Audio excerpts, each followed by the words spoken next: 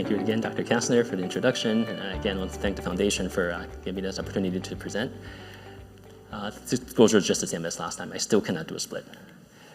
So this is in 2014, right? 2 landmark papers in New England Journal of Medicine. I was a first-year fellow at the time. I read it, and I said, I'll never see this, right? So DATA2 was thought to be a rare cause of systemic vasculitis, most of the time in children, right? But there's some description in adult as well in his early colleagues' publication.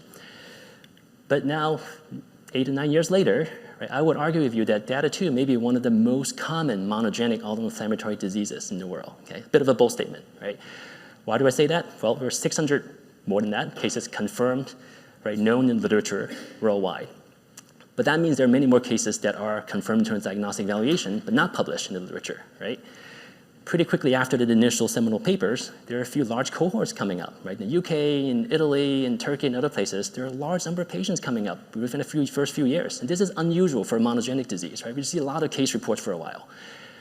And myself, I follow 15 patients in the Boston children's area. They live in the New England area. And we recently found our first patient in Rhode Island. Okay, I don't know if you know geography around here. Rhode Island is a very small state, right? The fact that we have patients in this very small state tells you that it's probably not that rare. And that clearly is underdiagnosed, right, because of variable penetrance for this condition. So don't hold me to this. I think FMS. FMF is probably still the most common single monogenic AID. The second is probably VEXAS, which I'll probably never see as a pediatric rheumatologist. And I think DATA2 is probably up there. VEXAS has the advantage because patients are much more symptomatic. So DATA2, we have a lot of asymptomatic or very mildly symptomatic individuals. So, but maybe we're in the top 3 for DATA2. So we did this review article a few years ago, but this is clearly outdated by now. So at the time, in 2020, we counted there were already more than 100 mutations in terms of missense mutations, early terminations, splicing, and insertion deletions for the ADA2 gene. And they spring across the different exons for the gene, and also including some of the exon intron junctions. I think now the count's probably more than 150. That again gives you the sort of diversity, the genotype for this disease, and there are many of them found across the world. Then came these couple of papers. How about DATA2 without detectable ADA2 variants, right? And I think some of the speakers will talk about this today. These were missed by the typical whole exome sequencing or NGS-based sequencing. What do we do for those, right? So these are often chromosome rearrangements or large deletions. And the statement actually, extensively, actually have a couple of statements to directly address this issue, where what if you have individuals that you still think to have DATA2, but that the genetic testing turned back negative, right? These are additional approach you can take. So how common is DATA2? We thought it was pretty common. So we can answer this question one of 2 ways. So we can know the number of cases in the population and divide it by denominator, how many people are there, right? So this is what you do for hypertension, diabetes, diseases that are clearly recognizable and with a sizable population. You can't do that for rare diseases though, right? We just don't know how many people have DATA2. So the other approach we can take is looking at carrier frequency of pathogenic variants in a population database, for example, gnomAD, and figure out how many people have these pathogenic variants, and then use math to figure out, at least give a projection of the carrier frequency. And this is the approach we took. We studied lots of variants, all the pathogenic ADA2 variants at the time, and the top 100 top 100 common population variants, right? Just in a common population in the gnomAD database. We did cloning on all of them, and we studied their enzymatic activity in vitro, right? It gives you a functional output of how much these variants actually affect ADA2 function. We put all these into the computer, and we made a cutoff, right? If the variant have more than 75% loss of ADA2 activity, we'll consider that pathogenic for now, okay? And this is based on 90% of DATA2-associated variants having this characteristic. And once you do that, we get a number of 1 in 236 people having a variant that will affect ADA2 function to that extent. And if you use your Hardy-Weinberg equilibrium equation, you can figure out that the prevalence of DATA2 is about 1 in a quarter million people. Multiply that by the 7 million people in the world population, we get a roughly 35,000 individuals that may have DATA2. Okay? And even if we're off by 75%, it's still a lot of patients around. This is a list of the top 20 most common population variants. Okay, so these are just in the general population in gnomAD, starting from the most common, which is a benign mutation that occurs in 1 in 3 people. This is the top 20. On the red boxes, these are mutations found in patients with DATA2. right? So you can see even with the top 20 most common variants, a lot of these have been found in patients with DATA2. And this gives you a sense that it's probably not that rare, right? You have these pathogenic variants running around in a healthy population. So looking at the functional characteristics of these top 100 variants, so some on the left are very benign, right? They have very little effect on ADA2 function. And there are many on the right side, right? They're what we consider pathogenic, right? They have complete disruption of ADA2 activity. But this is a spectrum, right? So this sort of makes our practice of calling variants benign versus pathogenic a little bit silly, right? Because where do you draw the line, right? This is not a black and white type of scenario. We force ourselves into doing this in terms of diagnosing disease with benign versus pathogenic. But this is, as you would expect, right? Like everything else, it's a spectrum. So where do the ADA2 mutations fit in terms of the patient DATA2? And they are like that, right? So as you would expect, many are on the tail end of this. Right? These are known DATA2 mutations among the top 100 most common mutations in the population. On the right side, you see a lot of these variants have very low ADA2 executive function, which you expect. But the number of DATA2 associated mutations are also in the middle. Right? You don't have to have complete disruption of these enzymatic function based on in vitro assay, right, to have DATA2. And using the NOMAD database, you can also project the different populations. Right? The Finnish population is well represented in NOMAD, and because the R169Q variant, it becomes the most common projected population with frequency of 160. I think Jenna is here. I think she can tell us whether that's true or not. But this also depends on the coverage of NOMAD, right? So to some extent, it's true, right? So in the South Asian population, G47R is the most common population, which we know by experience as well. But there are many limitations to this approach, okay? Clearly, we have to rely on the assumption of Hardy-Weinberg, right, which is a lot of problems, of course, like random mating. It's not, perfectly a scenario that we see. And there's selective representation, right? A lot of populations are not represented well in NOMAD, right? And particularly, we're missing some hotspots, like Turkey, India, and the population with a lot of G47R variants. Those are not represented here. So in some ways, we may be undercounting, right, the prevalence of DATA2.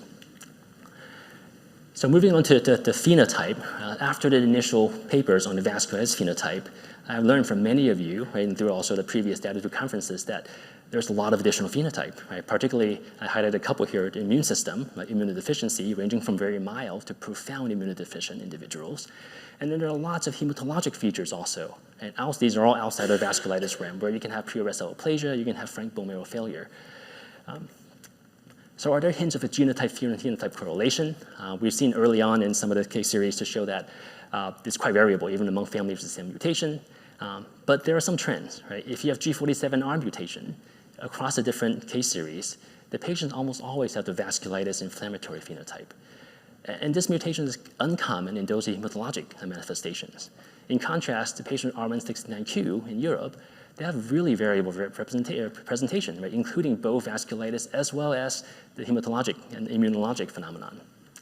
This is a really nice paper from Cees Ozen's group, looking at the two separate type of manifestation they see in their patients. And you can see in patients' vasculitis, almost everybody have at least one allele of G47R. And the patients with the pure vessel aplasia, diamond blackfan-like phenotype, you see a lot more heterogeneous type of mutation. And on the bottom, you see these frame shift and also nonsense mutations that is not seen in the vasculitis group. And the other thing you notice is the age of onset. Patients with vasculitis tend to present a little later on in life, whereas those with hematologic manifestations tend to be very young, right? Most of them under the age of 1. And this is what we see in our cohort as well. So we came up with this idea, well, why don't we just do a sectional analysis across all the variants that are available at the time? And of the more than 100 variants we looked at, we can see it is somewhat different in patients with vasculitis than those with pure vessel aplasia and bone marrow failure.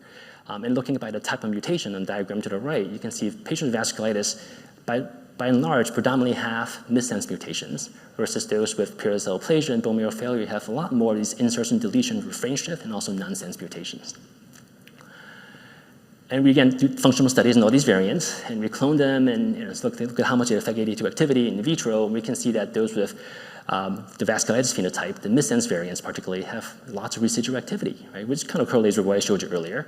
And the mutations associated with pure vessel aplasia and bone marrow failure, right, even if they're missense mutations, they have very little residual activity. So we came up with this preliminary description of a genotype-phenotype correlation where missense mutations with residual activity correlates more to vasculitis patients versus the nonsense and loss of function mutations seem to be more common in those with the bone marrow involvement.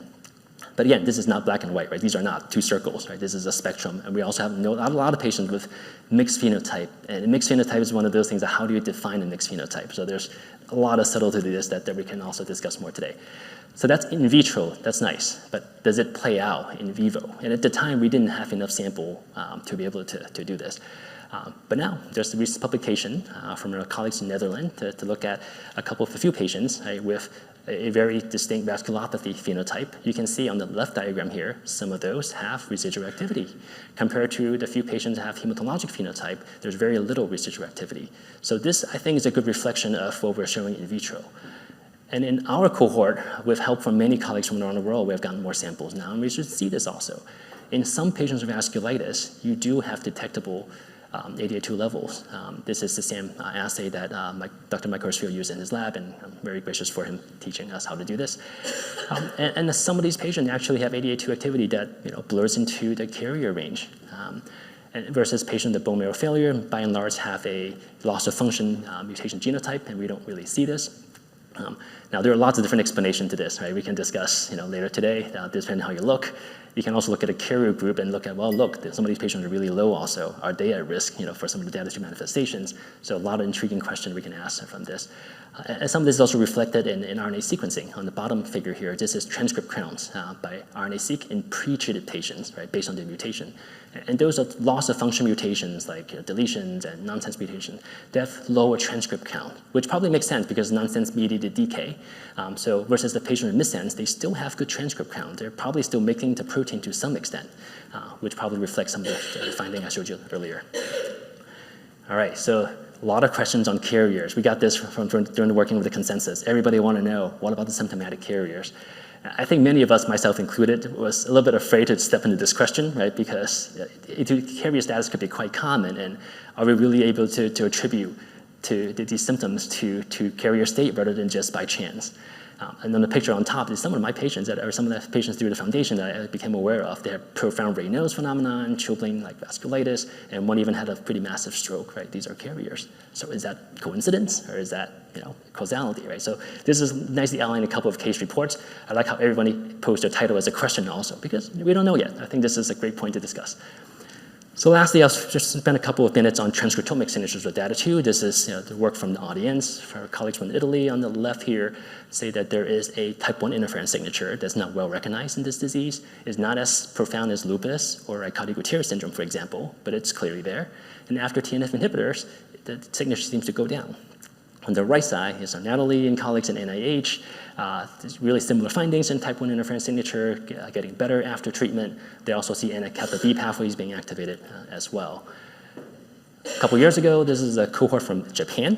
So in addition to noticing a type 1 interferon signature, which in their few patients, they did not see changes after the initiation of TNF inhibitors, but they detected interferon gamma, right? So this is a concept that type 2 interferon signature, interferon gamma may be involved as well, and they show that interferon gamma actually goes down also after initiation of TNF inhibitors.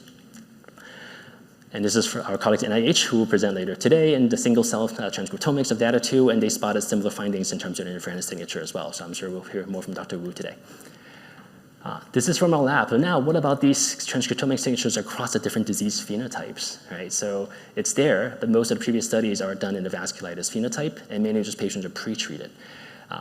And so we looked at this pre-treatment bulk RNA-seq studies, and 7 patients with DATA2 associated vasculitis.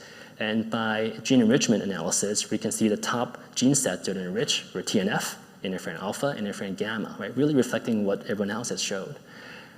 But what about patients with pure vessel aplasia? Right? So these are 4 patients that do not have any findings of inflammation or vasculitis phenotype that we can see on clinical exam or by laboratory studies. But we picked up a very similar signature. We still get the TNF signature, interferon gamma signature, type 1 interferon signature in the process. So is this a shared signature across the different disease phenotypes? And putting everyone in a heat map, on the bottom is the vasculitis, and in the black bar, the blue bar, not shown well here, is the pure vessel aplasia group. At least by heat map, looking at some of the notable genes in these pathways, they're all activated across the disease phenotypes. And what's more remarkable, and perhaps a little bit scary, is we have 3 asymptomatic siblings of this cohort, right? These are individuals found through screening the siblings of some of the known patients. Before treatment, they also had some of these transcriptomic signatures of TNF, type 1 interferon, type 2 interferon. So this gives you a little bit of idea that, well, you know, they're asymptomatic, but are they really protected in the long run, right, from having issues associated with DATA2? Or is it a ticking time bomb, so to speak, right? That's a matter of time before they manifest clinically. So a lot of interesting point to consider. I think I'm staying on time again, right? So instead of a summary, I will leave you some key questions that will lead us to great discussion later today. These are my own questions as well. So what factors dictate the clinical phenotype of DATA2? What is significance of the interferon signature in a various disease phenotype? And this overlaps into the question about JAK inhibitors. Does that have a role, right, in the treatment of DATA2? Is ADA2 activity relevant to disease manifestations? And this is clearly important because the feasibility of now using pegylated ADA2, as Trip just talked about. And how about the ADA2 activity in carriers? Does that pose a health risk, right, for anything? Right? Related DATA2, maybe unrelated DATA2. So I hope to discuss many of these with you later today. Thank you for your time.